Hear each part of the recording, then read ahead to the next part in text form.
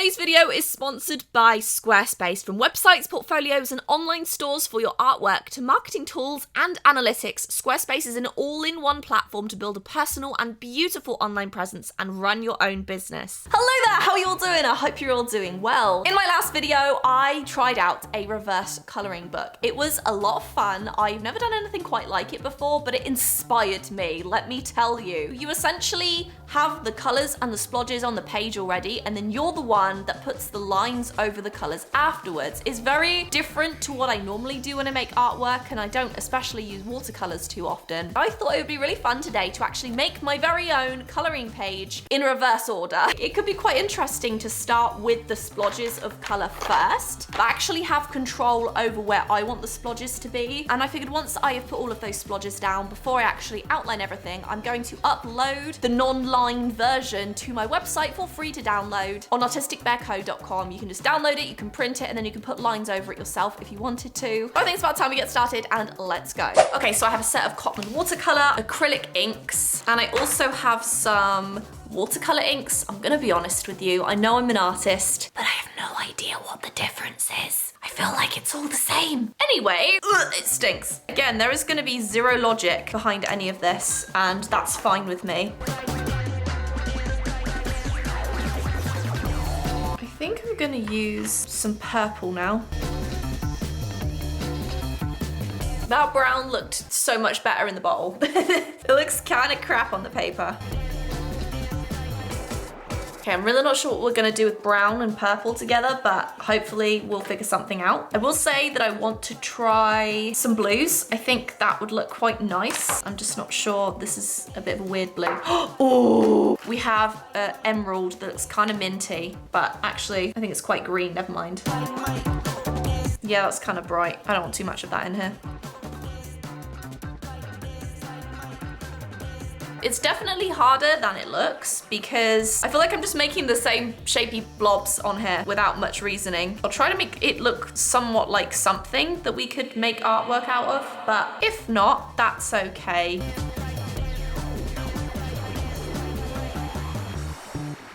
This looks kind of bad, I'm gonna be honest with you.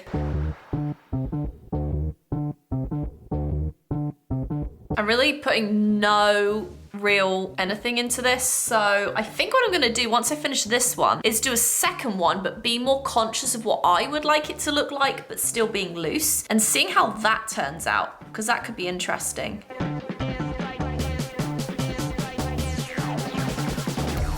You know what I'm kind of seeing with this? A peacock. You could probably make a like something with peacocks out of this.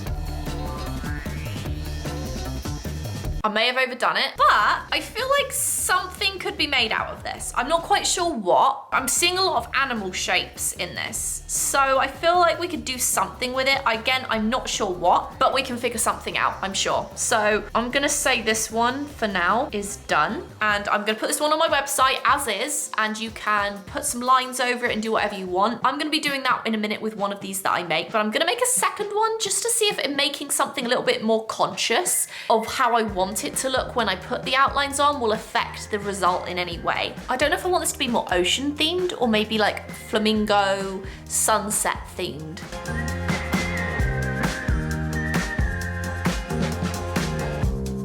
Okay, so I'm gonna keep it pale as well compared to the other times, and I'm probably just gonna do like that.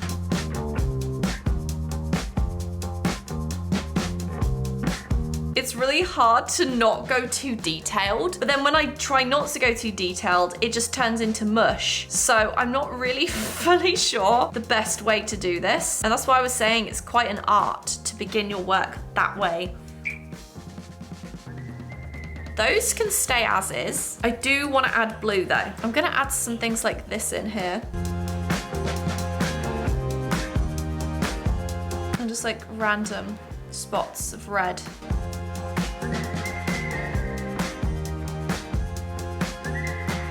I feel like it's too uniform again though, but maybe I'm just being critical.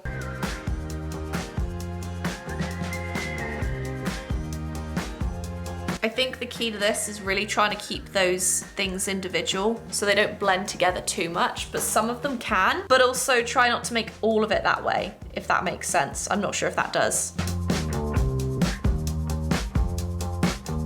So basically it's like somewhat tropical, but it's also more pale. So hopefully we can make something out of this. Again, I am not professional at this. I've only done this once before, but I'm thinking we can fix this quite easily with the lines, because right now it looks weird, but it doesn't have to stay weird. It can just be weird for now, and then we can fix it later with lines. So yeah, you know what? I'm gonna put a little splodge. Why not? I'm gonna put a red bit up there. Doesn't make sense, but it's fine. There.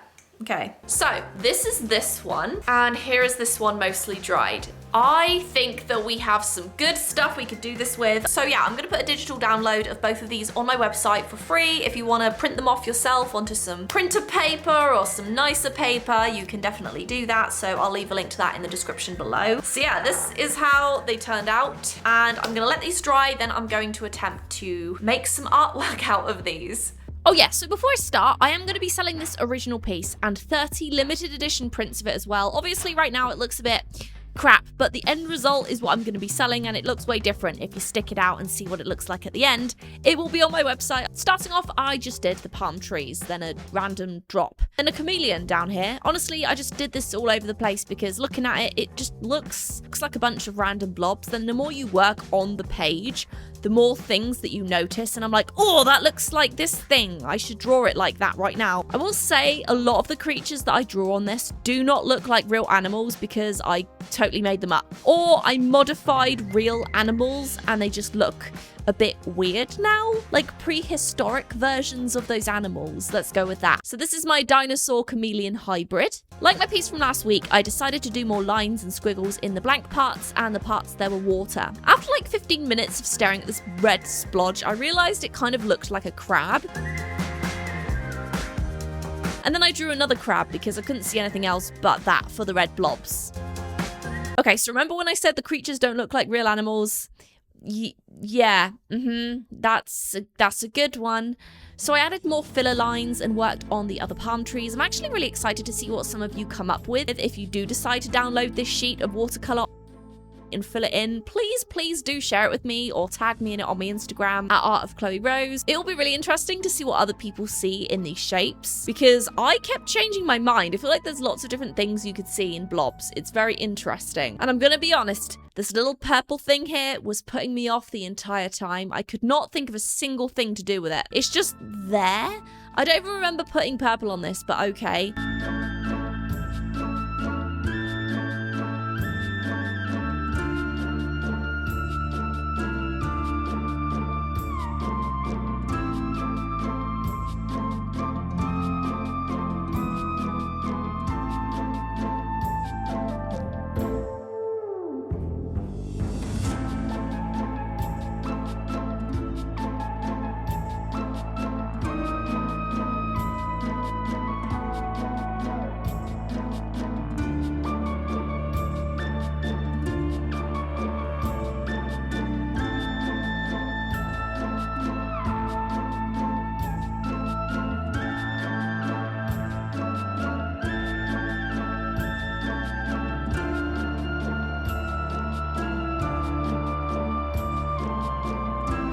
Put some dolphins in the sky because that makes logical sense.